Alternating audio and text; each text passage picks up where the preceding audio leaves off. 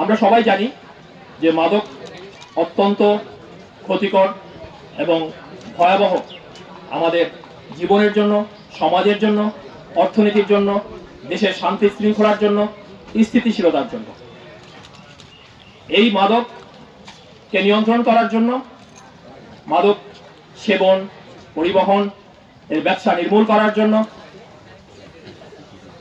বাংলাদেশ সরকারের যে সমস্ত অর্গানাইজেশন রয়েছে বা যে সমস্ত হাত রয়েছে, তার মধ্যে মাদক নিয়ন্ত্রণ অধিদপ্তর, পুলিশ, বিজিবি,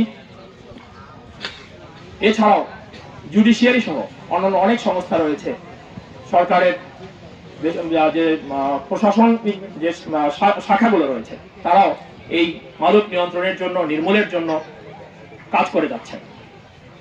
তারই অংশ হিসাবে বর্ডার গার্ড বাংলাদেশ এই ক্ষেত্রে একটি অত্যন্ত গুরুত্বপূর্ণ ভূমিকা পালন করে থাকে। আপনারা সবাই জানেন যে বেশিরভাগ ক্ষেত্রেই মাদকদ্রব্য আমাদের দেশে উৎপন্ন হয় না। অধিকাংশ মাদকদ্রব্যই বিদেশ থেকে আমাদের দেশে আসে এবং এর ক্ষেত্রে স্থলপথ, জলপথ এবং আকাশপথ বেছে নেয়।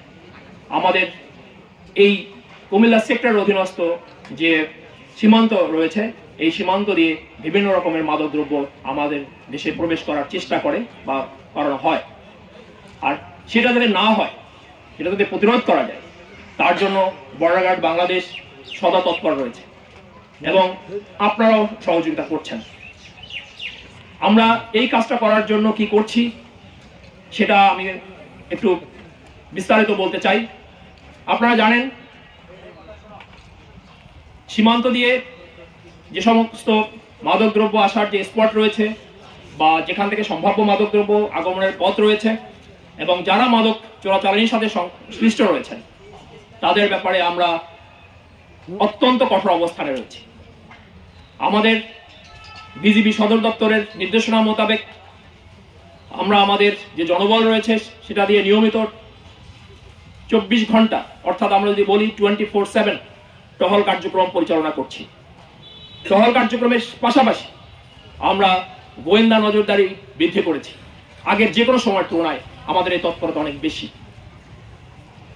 আমরা স্থানীয় গণ্যমান্য তাদেরকে আমরা সম্পৃক্ত করার চেষ্টা করছি যাতে করে এই মাদকের কুফল সম্পর্কে স্থানীয় লোকজনকে সচেতন করতে পারে এবং মাদক চোরাকারবারি অথবা ব্যবহারকারী বা যারা এর ব্যবসা করে তাদের সম্পর্কে আমাদেরকে তথ্য প্রদান করতে পারে। মসজিদের ইমাম সাহেবদেরকে আমরা সম্পৃক্ত করছি। আমরা নিয়মিত প্রত্যেকটি এলাকায়, প্রত্যেকটা বিওপির দায়িত্বপূর্ণ এলাকায় আমরা নিয়মিত জনসচেতনতামূলক সভা, সেমিনার করে যাচ্ছি।